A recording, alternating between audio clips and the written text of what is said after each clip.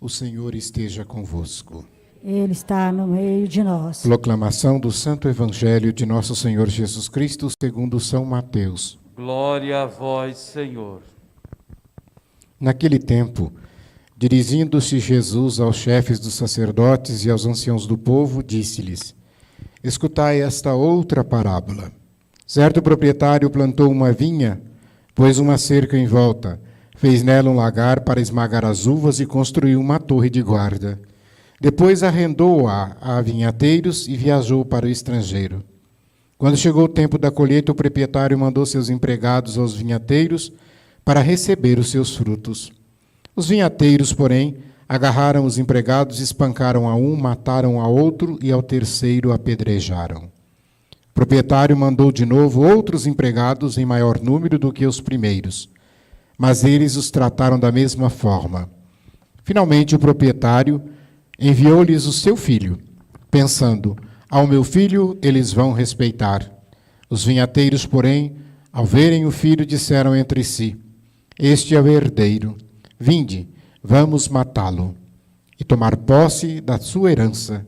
Então agarraram o filho, jogaram-no para fora da vinha e o mataram. Pois bem, quando o dono da vinha voltar, o que fará com esses vinhateiros? Os sumos sacerdotes e os anciãos do povo responderam: com certeza mandará matar de modo violento esses perversos e arrendará a vinha a outros vinhateiros, que lhe entregarão os frutos no tempo certo. Então Jesus lhes disse: vós nunca lestes nas Escrituras: a pedra que os construtores rejeitaram tornou-se a pedra angular. Isto foi feito pelo Senhor e é maravilhoso aos nossos olhos. Por isso eu vos digo: o reino de Deus vos será tirado e será entregue a um povo que produzirá frutos. Os sumos sacerdotes e fariseus ouviram as parábolas de Jesus e compreenderam que estava falando deles. Procuraram prendê-lo, mas ficaram com medo das multidões, pois elas consideravam Jesus um profeta. Palavra da salvação. Glória a vós, Senhor. Reverendíssimo Padre Nilci, presidente desta celebração eucarística, queridos internautas que nos acompanham pela Rede Santa Rita de Comunicação e também pela Web Rádio Ativa Comunicações. Nesta sexta-feira da segunda semana da Quaresma, nós vemos esta belíssima passagem que é muito conhecida de todos, né? Já foi tema de filme, tema de tantas outras coisas, que é justamente essa história de José, aqui narrando o início da história de José, que é mais um exemplo de como Deus escolhe os pequenos para realizar o seu projeto de salvação. Infelizmente, essas escolhas que Deus faz, às vezes suscitam ódio, suscita inveja, que leva ao afastamento e até à eliminação do escolhido. Nessa história, o eleito José é conduzido por caminhos de morte, mas acaba por ser salvo e por salvar a todos. Olha que coisa interessante. Aqueles, prestem atenção, vocês conhecem a história inteira de José. Aqueles que queriam matar José e que venderam José, eles acabaram sendo salvos por José. Porque José está atento aos sinais e à vontade de Deus. E até mesmo em sonhos, ele aprende a interpretar o que Deus quer dizer nos sonhos.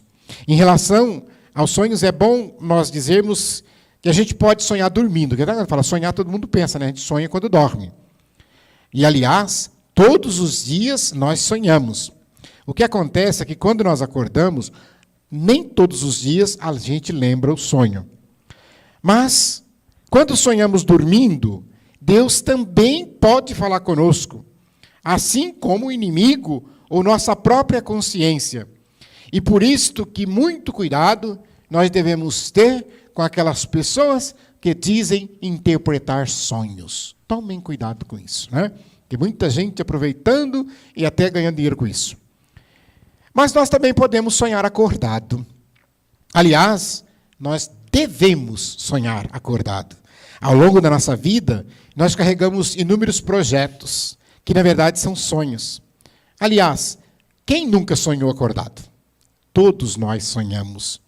Desde criança, às vezes, um sonho que queremos ser quando crescemos. Nós sonhamos com um presente que queremos ganhar.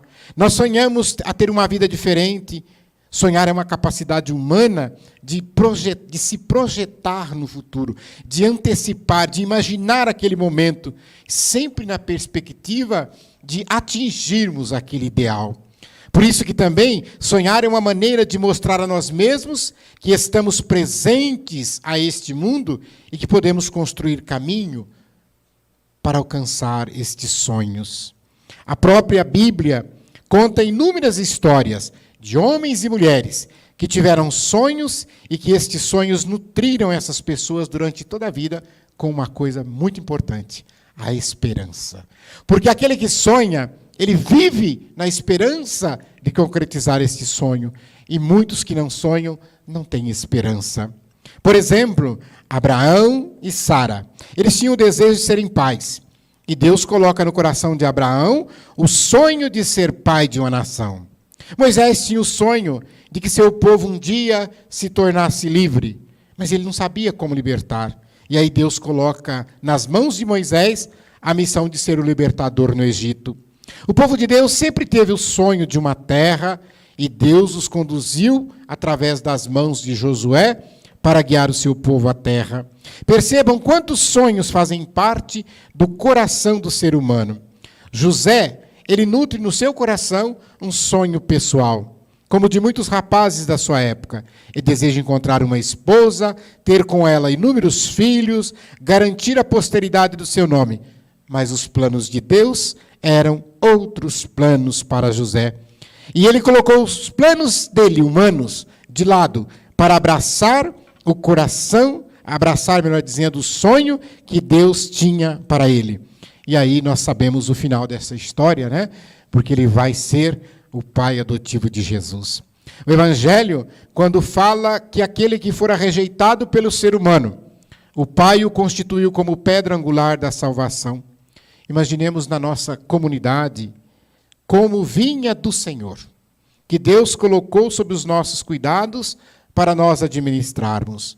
Sem mérito algum, nós fomos escolhidos por Deus para cuidar, para proteger o povo, em nome do Senhor. Mas o povo não pertence a nós. Nenhum povo pertence ao bispo, ao papa, ao padre, ao diácono, ao coordenador. Ele pertence a Deus. O povo é a vinha.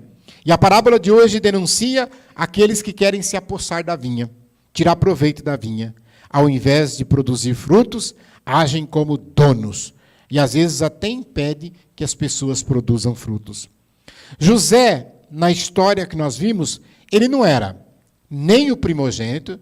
Nós sabemos que o primogênito de Jacó, aqui na leitura chamado de Israel, é Rúben. Mas, então, o Josué não era o primogênito. E depois, ele também não vem a ser o caçulinha, porque depois nasce Benjamim. Ele também, José, não é o unigênito, porque eles eram em 12, então ele não é o filho único. Mas ele foi enviado pelo pai Jacó aos irmãos, e os irmãos o rejeitaram e tramaram a sua morte e o venderam por 20 moedas. E mais tarde, no Egito, ele iria perdoar e reunir toda a família em torno do pai. Meus irmãos, olha que belíssima prefiguração de Jesus Cristo. Porque Jesus Cristo é o primogênito. Jesus Cristo é o unigênito. Jesus Cristo é o enviado do Pai aos irmãos, a nós. E nós o rejeitamos. E nós tramamos a morte de Jesus. E nós vendemos Jesus não por 20, mas por 30 moedas. E nós, pelo nosso pecado, na época quando nós olhamos a história de Jesus, ele foi morto na cruz. Mas ele vai nos perdoar quando se redime na cruz os nossos pecados.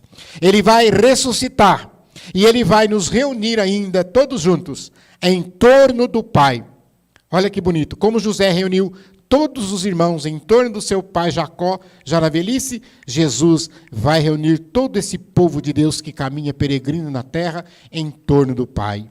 Que nós possamos pedir a Deus que, ao olhar Quando ele envia profetas, o vinhateiro enviava um pouco, matava, enviava outro. Ele não cansou de enviar até enviar seu filho. Deus também, no Antigo Testamento, mandou tantos profetas e o povo acreditava num primeiro momento, depois traía, depois abandonava. E assim foi, até que Deus mandou seu filho, Jesus Cristo, o único, nosso suficiente Salvador.